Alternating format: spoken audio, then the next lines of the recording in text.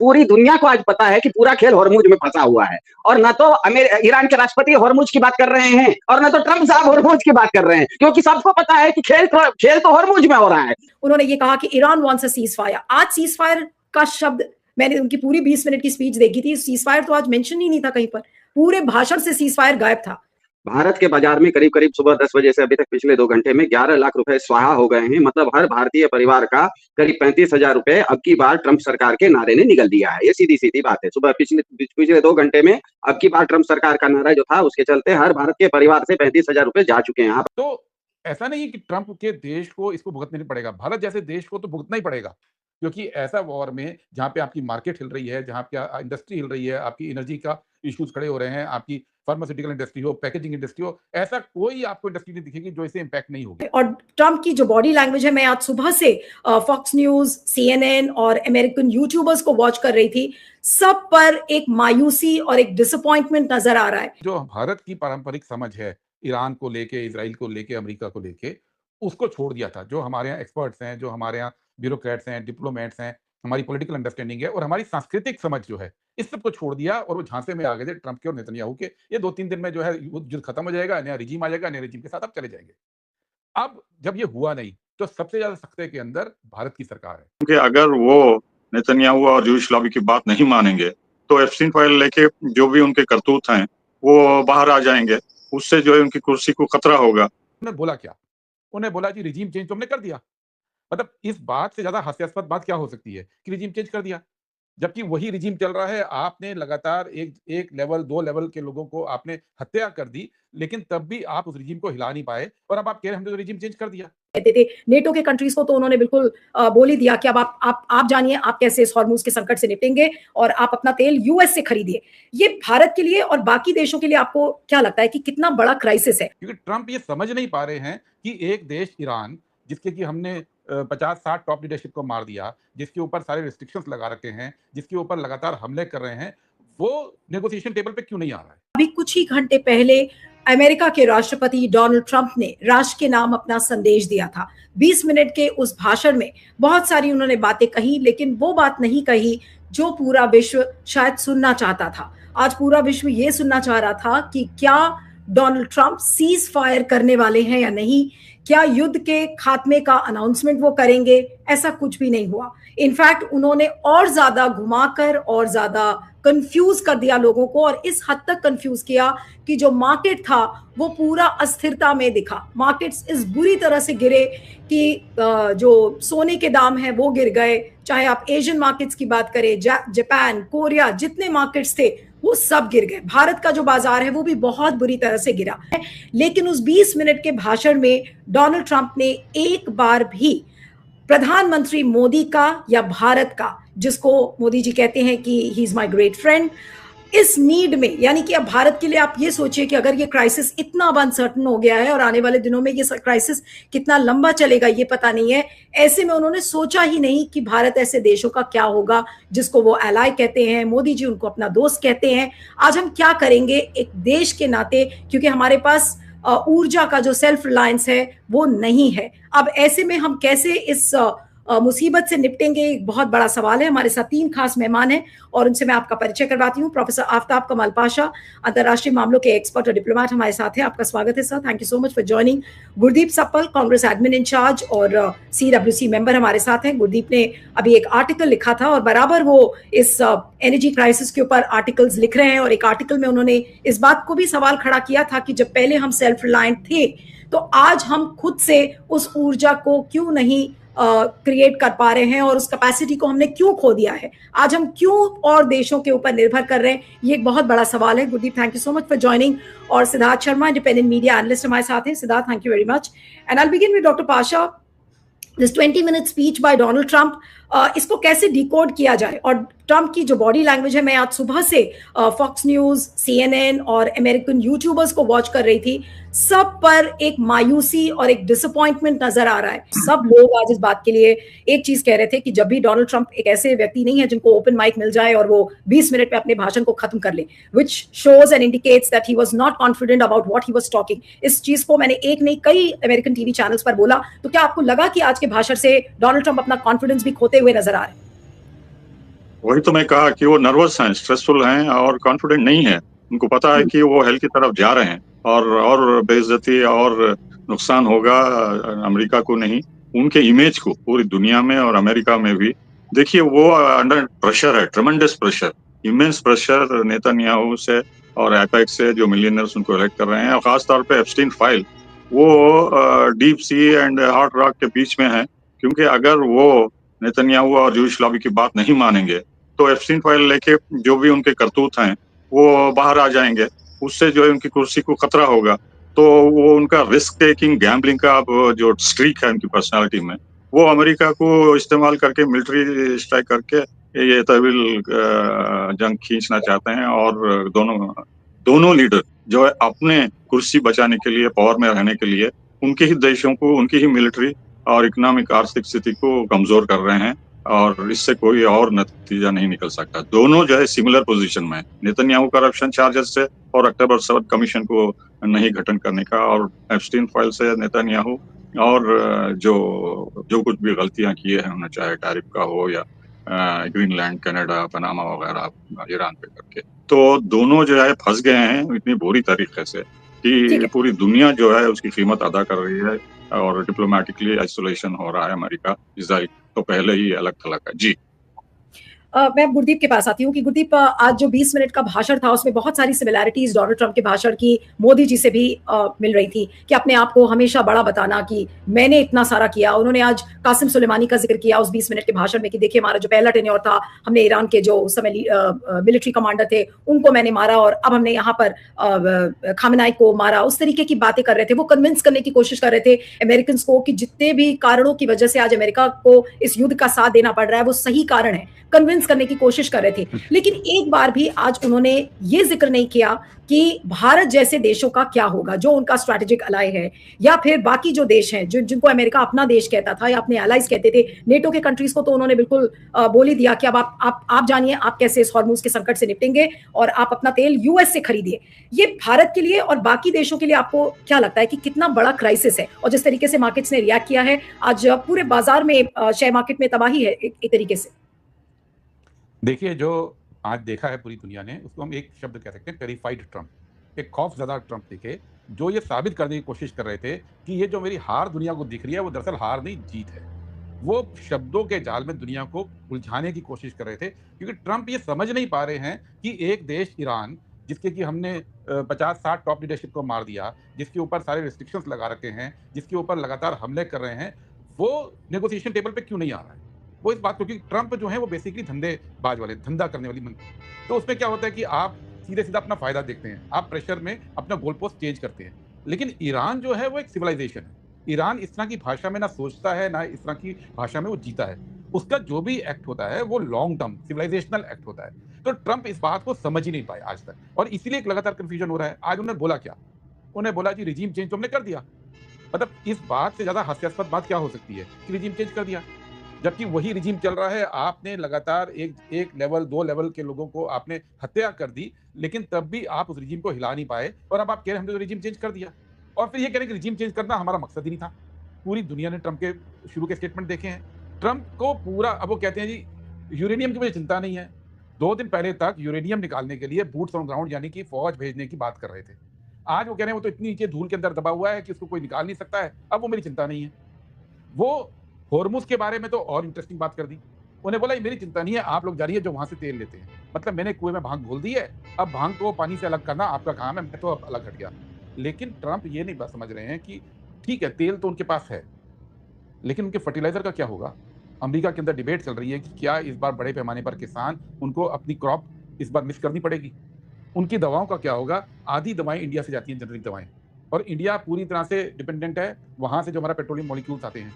तो ऐसा नहीं है कि ट्रंप के देश को इसको भुगतना नहीं पड़ेगा, भारत जैसे देश को तो भुगतना ही पड़ेगा, क्योंकि ऐसा वॉर में जहाँ पे आपकी मार्केट हिल रही है, जहाँ पे इंडस्ट्री हिल रही है, आपकी एनर्जी का इश्यूज खड़े हो रहे हैं, आपकी फार्मास्यूटिकल इंडस्ट्री हो, पैकेजिंग इंडस्ट्री हो, ऐसा कोई आपको इंडस्ट्री नहीं दिखेगी जो इससे इम्पैक्ट नहीं होगी। हमारा तो होगा, लेकिन अमेरिका पे भी लगातार असर हो रहा है।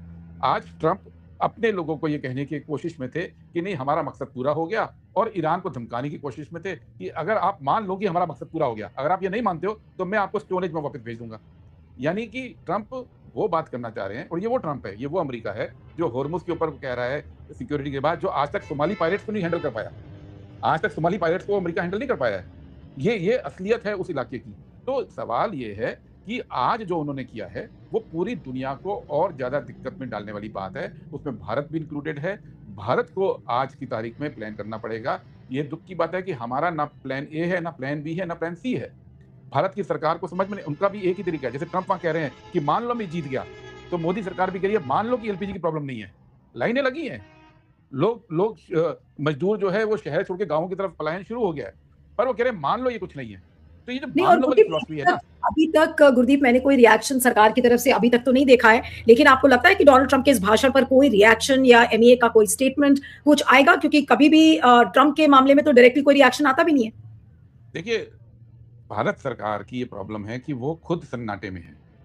उन्होंने अपनी जो भारत की पारंपरिक समझ है ईरान को लेके, इजराइल को लेके, अमेरिका को लेके, उसको छोड़ दिया था। जो हमारे यहाँ एक्सपर्ट्स हैं, जो हमारे यहाँ ब्यूरोक्रेट्स हैं, डिप्लोमेट्स हैं, हमारी पॉलिटिकल अंडरस्टैंडिंग है और हमारी सांस्कृतिक समझ जो है, इस सब को छोड़ दिया और वो झांसे में आ गए थे ट्रंप के और नेतन्याहू के। ये 2-3 दिन में जो है युद्ध खत्म हो जाएगा, नया रिजीम आ जाएगा, नए रिजीम के साथ अब चले जाएंगे। अब जब ये हुआ नहीं, तो सबसे ज्यादा सख्ते के अंदर भारत की सरकार है। वो स्टेटमेंट दे नहीं दे, स्टेटमेंट तो जब प्रधानमंत्री मोदी को ट्रंप ने 1 साल इतना चढ़ाया तब नहीं दिया, तो आज क्या देंगे? इश्यू स्टेटमेंट का नहीं है, इश्यू ये है कि भारत के पास आज प्लान है। अब आप ये मान के चलिए कि अगर कोई अचानक से डेवलपमेंट नहीं होता तो युद्ध की टाइमलाइन 2-3 हफ्ता तो उन्होंने खींच दी है।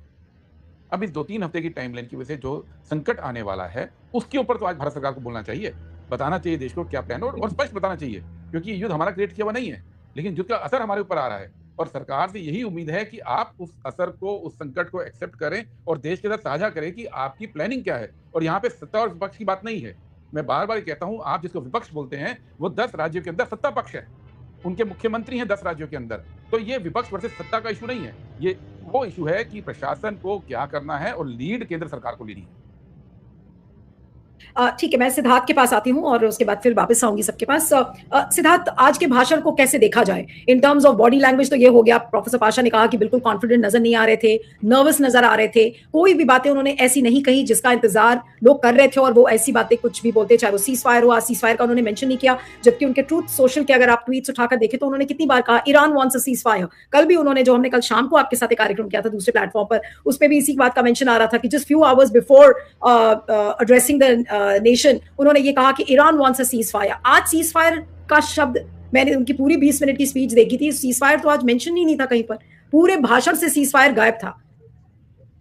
देखिए, मेरे ख्याल से दुनिया अब ट्रंप साहब क्या बोलती है उसको बहुत ज्यादा महत्व नहीं देती है, लेकिन ईरान क्या करता है उसको बहुत महत्व देता है। और अगर आप कल देखिए तो ट्रंप के भाषण के तुरंत बाद दुनिया भर के बाजार औसत 2 पर। आप कह रहे हैं कि ट्रंप का भाषण महत्वपूर्ण नहीं है, उनका भाषण चल रहा था और साथ साथ मार्केट्स नीचे जा रहे थे, पूरा मार्केट रेड में दिखा। मैं बताता हूँ ना मार्केट क्यों नीचे जा रहे थे। ट्रंप साहब के कारण नहीं जा रहे थे, वो पेशकेंसियन साहब के कारण जा रहे थे। वो मैं बता रहा हूँ कि ट्रंप साहब के भाषण के तुरंत बाद दुनिया भर के बाजार औसत 2% गिरे हैं, सोना 3% बढ़ा है और तेल 5% बढ़ा है। जैसे जैसे स्टॉक मार्केट गिरता है, अगर लोग सोना ज्यादा खरीदते हैं इसका मतलब लोगों को डर लगता है कि हमारा पैसा उपयोगी नहीं रहा, सोना कम से कम एक सुरक्षित निवेश होता है, इसलिए सोने का दाम बढ़ रहा है। भारत के बाजार में करीब करीब सुबह 10 बजे से अभी तक पिछले 2 घंटे में 11 लाख रुपए स्वाहा हो गए हैं। मतलब हर भारतीय परिवार का करीब 35,000 रुपए अब की बार ट्रंप सरकार के नारे ने निगल दिया है। ये सीधी सीधी बात है। सुबह पिछले 2 घंटे में अब की बार ट्रंप सरकार का नारा जो था उसके चलते हर भारत के परिवार से 35,000 रुपए जा चुके हैं। आप अगर शेयर मार्केट में पैसा नहीं भी लगाते हैं तो मान लीजिए आपके बैंक में पैसा लगाए, आपका बैंक अगर पापड़ हो गया तो आपका पैसा डूब जाता है, तो 35,000 रुपए स्वाहा हो गए।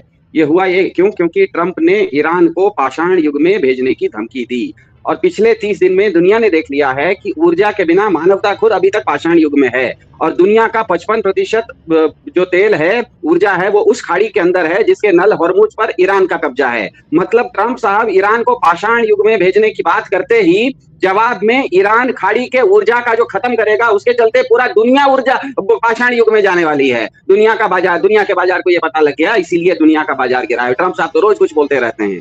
तो ट्रंप साहब की हरकतों से पहले हुआ ये कि ईरान के राष्ट्रपति ने अमेरिकी नागरिकों के नाम एक 4 पन्ने का पत्र लिखा है। उसको मेरे ख्याल से सब लोगों को पढ़ लेना चाहिए, क्योंकि वो सिर्फ अमेरिकी नागरिकों को नहीं लिखा है, हमारे आपके लिए लोगों जैसे लोगों को भी लिखा है। उसमें उन्होंने 4 पेज के पत्र में बहुत आश्चर्य हुआ मुझे देख के, ना कहीं एक जगह धर्म का नाम लिया, न किसी भगवान का नाम लिया, न ही किसी भौतिक वस्तु का नाम लिया, न तो तेल का नाम लिया, न हॉर्मुज का नाम लिया, न परमाणु बम का नाम लिया, न मिसाइल का नाम लिया, न अर्थव्यवस्था का नाम लिया, यहाँ तक कि ट्रंप साहब का नाम भी नहीं लिया, यहाँ तक कि एप्स्टीन फाइल का भी नाम नहीं लिया। मतलब कोई इनमें से कोई भौतिक बात उन्होंने नहीं की। उन्होंने सिर्फ ईरान, उन्होंने बताया कि अपनी ईरान की जो पुरानी और खास सभ्यता है उसका परिचय दुनिया को दिया। संक्षेप में उन्होंने ये बताया कि वो कितनी पुरानी सभ्यता है, कितनी शांति प्रिय है, कितनी विद्वान है। आज तक किसी पर उन्होंने ना हमला किया है और आतंकवाद भी नहीं किया है। वो अपने आप में अपने घर में शांति से रहने वाली सभ्यता है, और जब भी इतिहास में उस पर बाहरी हमला हुआ है तो वो अपने किले के अंदर रह के अपनी रक्षा कितनी अच्छा से कर लेती है। उन्होंने अंत में ट्रंप साहब को एक रास्ता भी सुझा दिया। उन्होंने कहा, और ये इंग्लिश का कहा हुआ है, मैंने एआई को पूछ के उसका हिंदी रूपांतर में उनका वर्ड टू वर्ड बता रहा हूं। टकराव और जुड़ाव का चुनाव वास्तविक भी होता है और परिणामकारी भी। Confrontation and engagement are both consequential and real. जो विकल्प चुनेंगे नतीजा वही होगा और उसकी कीमत आने वाली पीढ़ी को चुकाना पड़ेगा। ये उन्होंने अंत में कहा। उन्होंने ये कहा कि तुमको टकराव भी कर सकते हो, तुम जुड़ाव भी कर सकते हो, विकल्प तुम्हारे हाथ में है। जो भी करोगे उसका नतीजा निकलने वाला है, उसका जो नतीजा होगा वो असली होगा और आने वाली पीढ़ी चुकाएगी। ये उन्होंने स्पष्ट कर दिया। इसका मतलब उन्होंने ट्रंप साहब को एक रास्ता दे दिया था कि अगर आप बात करना चाहते हैं तो चलिए आके बात करते हैं। ईरान ने हुआ ये कि गेंद अमेरिका और दुनिया भर के लोगों के पाले में डाल दिया। ईरान याद दिला रहा था दुनिया को कि 5 साल पहले जब प्रकृति ने आपको कोरोना वायरस भेजा था ना, तो मानवता उसे टेक्नोलॉजी से नहीं हरा पाई थी। अंत में मानवता को कोरोना के साथ जीना सीखना पड़ा था। ईरान ने याद दिला दिया कि ईरान प्रकृति की गोद में बैठा हुआ है, टेक्नोलॉजी से उसको जीतने की कोशिश करोगे तो वो बेकार है। आप उसको पाषाण युग में भेजने के चक्कर में कहीं पूरी दुनिया पाषाण युग में न चली जाए। तो ये उन्होंने एक तरह से अमेरिका के लोगों को भी बताया है, क्योंकि ये जो ट्रंप साहब ने 2 हफ्ते का टाइम लिया है, हमें सबको पता है। ट्विटर पर आप देखिए, दुनिया का जिसको ओसिंट कहा जाता है, ओपन सोर्स इंटेलिजेंस, उसको देखिए तो हमें पता है अमेरिका काफी सारी कोशिशें कर रहा है या ईरान के ऊपर, या तो उनका कोई एक दो टापू को कब्जा कर लेने का, या तो उनके किसी परमाणु संयंत्र को कब्जा कर लेने का। वो कभी मरीन्स दिखाता है, कभी हेलमेट पहने हुए दिखाता है। अरे भैया, इतना सारा तुम्हारा ताकत था तो 30 दिन से ये सारे लोग मटर चल रहे थे क्या? काहे नहीं ईरान के ऊपर? अगर वेनेजुएला 3 घंटे में कब्जा सकते थे तो ईरान को भी 3 दिन में कब्जा सकते थे। अब हुआ यह है कि उन्होंने कहीं हॉर्मुज का नाम, आश्चर्यजनक बात यह कि पूरी दुनिया को आज पता है कि पूरा खेल हॉर्मुज में फंसा हुआ है, और न तो ईरान के राष्ट्रपति हॉर्मुज की बात कर रहे हैं और न तो ट्रंप साहब हॉर्मुज की बात कर रहे हैं, क्योंकि सबको पता है कि खेल तो हॉर्मुज में हो रहा है। तो सारे ये मेरे ख्याल से उन्होंने पेशकेंशियन साहब, ये जो शेयर मार्केट गिरा है वो ट्रंप साहब के चलते कम। दुनिया अब समझ गई है कि ट्रंप साहब जिस रास्ते चल रहे हैं, ईरान ने उनको एक रास्ता दिया है, लेकिन वो रास्ता ट्रंप साहब को, या ट्रंप साहब को नहीं, ट्रंप साहब का मतलब अमेरिका को, अब ये ट्रंप साहब तक सीमित नहीं रहा। अगर अगले 2 हफ्ते में ट्रंप साहब की सेना कुछ भी अगर निर्णायक कोई कदम उठाती है तो ये तो नहीं कह सकते ना कि ट्रंप साहब ने किया, उनकी सेना ने कर रही है। इसका मतलब अमेरिकी सभ्यता कर रही है। इसीलिए पेशकेंशियन साहब ने न तो ट्रंप साहब का नाम लिया, न तो हॉर्मुज का नाम लिया, न तो एप्स्टीन फाइल का नाम लिया। उन्होंने अमेरिकी नागरिकों के नाम से ट्रंप साहब के बोलने से 2 घंटा पहले एक पत्र जारी किया, और उस पत्र के अंत में लिखा कि अगर तुम बातचीत करना चाहते हो, अगर जुड़ाव चाहते हो तो जुड़ाव का विकल्प भी तुम्हारे पास है, अगर तुम टकराव चाहते हो तो टकराव का विकल्प भी तुम्हारे पास है। हम इतनी पुरानी सभ्यता है कि हम दोनों झेल चुके हैं। तुम जो लेके आओगे हम उसी के अनुसार चलेंगे। पिछले 30 दिन में दुनिया ने देख लिया है कि दुनिया का 55% जो ऊर्जा है जिस खाड़ी के अंदर है, वो खाड़ी के अंदर ऊर्जा किसी के पास हो। नल पर तो नाक बन के ईरान बैठा हुआ है, उसको तो कोई नहीं हिला सका। ईरान भी, अमेरिका भी नहीं हिला सका, चीन भी नहीं हिला सका, रशिया भी नहीं हिला सका, आपके खुद के विश्वगुरु नहीं हिला सके, दुनिया की कोई ताकत नहीं हिला सकी। जब दुनिया की कोई ताकत आपका नल ही बंद है, तो मेरे ख्याल से ये जो ट्रंप साहब बोल रहे हैं, जिस तरह से सफल साहब ने कहा या पाशा साहब ने कहा, हो सकता है वो विक्षिप्त हो गए हों, क्योंकि इस तरह का प्रेशर ईरान ने डाल दिया। ईरान मतलब ईरान बेसिकली उनके हाथ में गेंद देके बोल रहा है कि तुम करो ना, जो करना है तुम करो, जवाब मैं दूंगा। और ईरान जवाब देने की ईरान की क्या क्षमता है, ये पिछले 30 दिनों में दुनिया ने देख लिया है। ईरान कोई बच्चा तो है नहीं कि वेनेजुएला की तरह ट्रंप साहब जाएंगे और ईरान सरेंडर कर जाएगा। ईरान सुबह से शाम तक अगर ईरान के ऊपर 17 मिसाइल गिरती है तो शाम में वो बैठ के उसका 1.5% सूद भी 1.5% सूद लगा के अगले दिन 19.5 मिसाइल गिराता है। तो ईरान ने बता दिया है अपनी क्षमता। तो मेरे ख्याल से अब दुनिया के सामने आप पूछ रहे थे इसमें भारत का क्या रोल हो सकता है। मेरे ख्याल से अगर भारत के शीर्ष नेतृत्व भाजपा अपने आप को विश्वगुरु मानती है तो ये पेशकेंशियन साहब का पत्र उसको पढ़ लेना चाहिए। वो भी, भाजपा भी बहुत ज्यादा संस्कार संस्कृति की बात करती है, और पेशकेंशियन साहब भी अपनी सभ्यता और संस्कृति की ही बात कर रहे हैं। बहुत अच्छे से उन्होंने समझा दिया है कि संस्कृति क्या होती है। ट्रंप साहब को थोड़ा ये संस्कृति वगैरह समझ में नहीं आती है, तो हमारे विश्वगुरु को ना वो संस्कृति अच्छे से ट्रंप साहब को समझा देनी चाहिए कि भैया आप जो ये टेक्नोलॉजी के बल पर पाषाण युग में भेजने की बात कर रहे हो ना, उस चक्कर में कहीं सभी लोग, पूरी दुनिया ना पाषाण युग में चली जाए। चक्कर में ना दूध के साथ क्या कहते हैं, जो गेहूं के साथ पूरा कहीं गुण न पूरा का पूरा रायता न फैल जाए। ये पेशेंसियन साहब बोल रहे हैं, मैं विश्वगुरु हूं, तुम अगर चाहो तो मैं पंच बनने के लिए तैयार हूं करके इनको आ जाना चाहिए, क्योंकि वो ईरान ने ना वो फारसी में लिख के भेजा है, वो पेशेंसियन साहब ने ना फारसी में लिख के भेजा है। वो फारसी शायद ट्रम्प साहब को आती नहीं है, लेकिन बहुत अच्छा पत्र है, पत्र बहुत अच्छा है।